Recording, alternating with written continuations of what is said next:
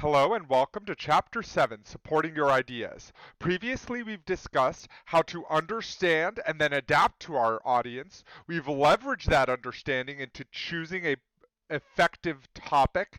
Now we're going to be discussing how to improve the quality of our speech by researching and supporting our ideas better. First, we have to make the distinction between support and research. Research is the process of reviewing an array of published materials, interviews, and field research, whereas the support is the information you pull from that research to use in your speech. So, in other words, the research is all the information that you collect, and then we transform that into support. Information that will support our ideas in our speech. We'll discuss more of how to do that, but in general, there is a big distinction between the two. We start with research. One big way to use research, to get research, is by interviewing someone from the field who may provide you with information not available in published material or give you a new insight. So, this can be either expert testimony or lay testimony. We'll discuss what that means later, but by interviewing other people, you can gain new insights. We also then evaluate web-based research. We can do this. Web-based research is a very good tool that we can use, but along with it, there's a lot of bad information out there, so we have to be sure that we're evaluating web-based research effectively. First, we should look for clues for good information. If there are hyperbolic statements, or there is no support for where they're getting their information, or if it doesn't pass the sniff test of, is that true? All of those are particular clues for good information. Also look to see when the information is published. So look for who presents information, sets up and maintains the website. You can also look for what are the credentials of the source. Look for, can the information even be confirmed? When was the information last updated? If it is if it's a long time ago since it was updated, then it might not be a good source.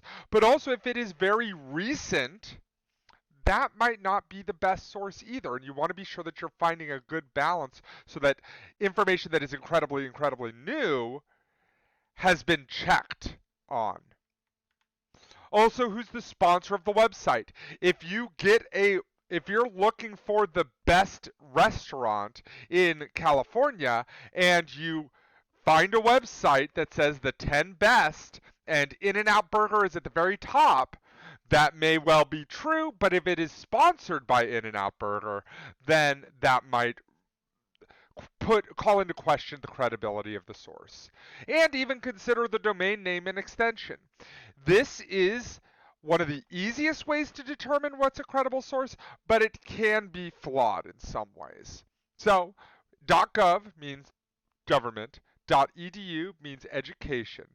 These two tend to be, more often than not, credible sources because there is some regulation of what is communicated on these sources.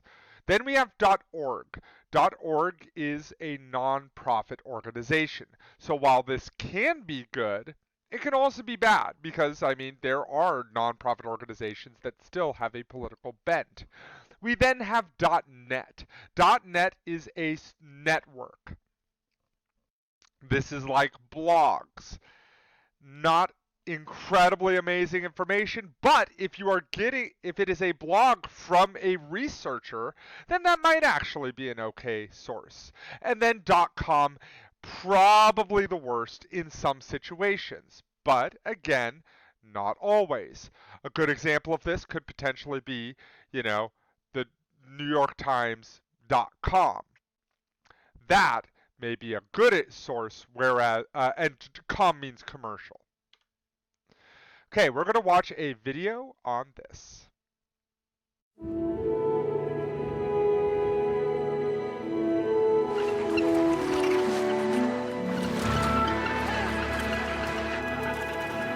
This recently discovered colony of penguins is unlike any other.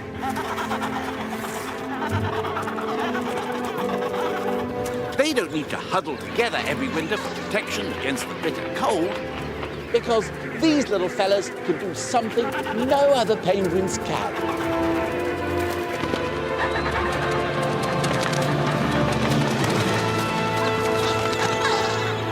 Isn't that amazing?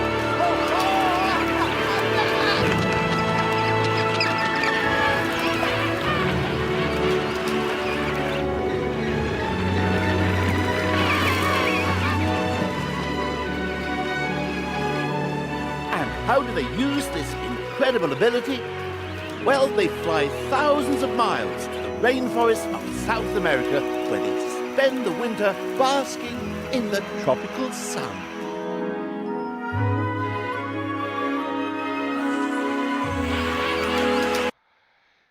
So, is the BBC a credible source? Is the information good? No, of course, penguins can't fly.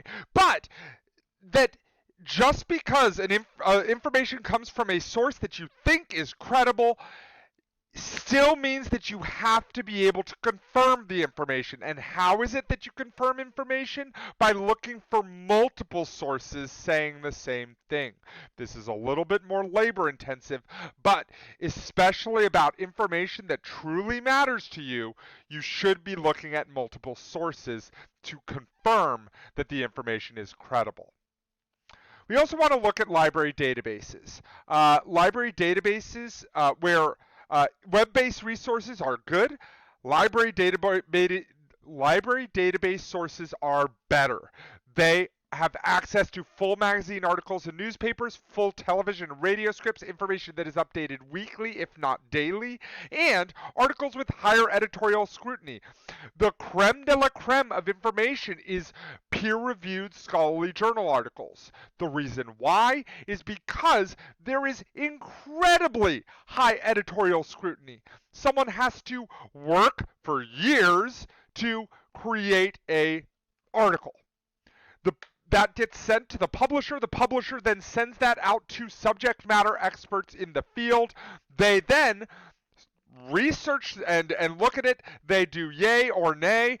And then if there's enough yays and not so many nays, then it gets published. If there are more nays than yays, then nothing happens. Goes in the trash or goes to a different journal. All of which to say that there's very high editorial scrutiny of library databases, and if we are able to use them effectively, then we can end up saving a lot more time, getting a lot more quality information than by a simple Google search. Some helpful tips for navigating these tools are by learning simple Boolean terms, search within date ranges, quotation marks, and following the directions of the database that you are indeed using.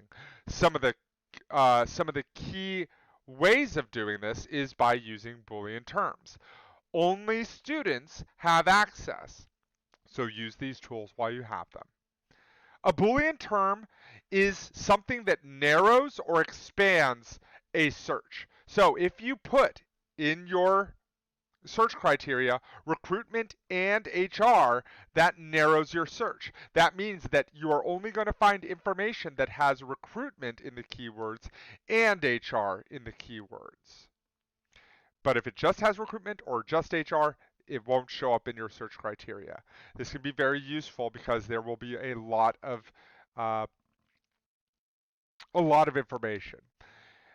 If you want to expand your search, you may use the Boolean term R, or this shows recruitment, things that have recruitment and recruiting, or things that just have recruiting. And not can slightly narrow your search. Recruitment not HR will have everything with recruitment and then take things out that have HR in it as well. Then quotation marks will look for a specific phrase throughout a database. So when citing information, we have to be sure that we are stating where the information is coming from, because if we don't, then the audience can very easily suppose that you made it up.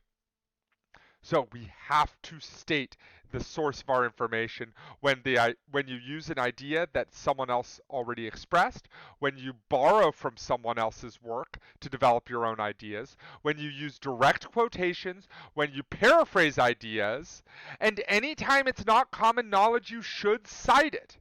Because while I'm sure you know a great deal about your topic, you are not an expert yet. So you have to be sure that you are citing the information that you are getting. It improves your credibility, it improves your authenticity or perceived authenticity from your audience, and it shows a level of effort above that of someone who is not citing their research. So you definitely have to be citing where you're getting your information from. If you do not cite, it is plagiarism. How do we cite? Well, we cite vocally in a speech. Work citations into your outline and present them in your speech delivery. Cites are generally said before the information, and cites will always include source, author, information, and date. So, for example, in the Journal of Education, James Arroyo stated that outlines are incredibly important, and when people don't use outline, that diminishes the quality of their speech, as he stated that in 2016. By vocally citing it, it shows exactly what the information, where the information is coming from, improves my credibility, and shows that I'm being honest with where my information is indeed coming from, and that it's not coming from any poor sources. There are options of ways to say this, and you can even ad-lib it with one of these options. So we've just talked about research. Now we're going to be transferring to support in the next section.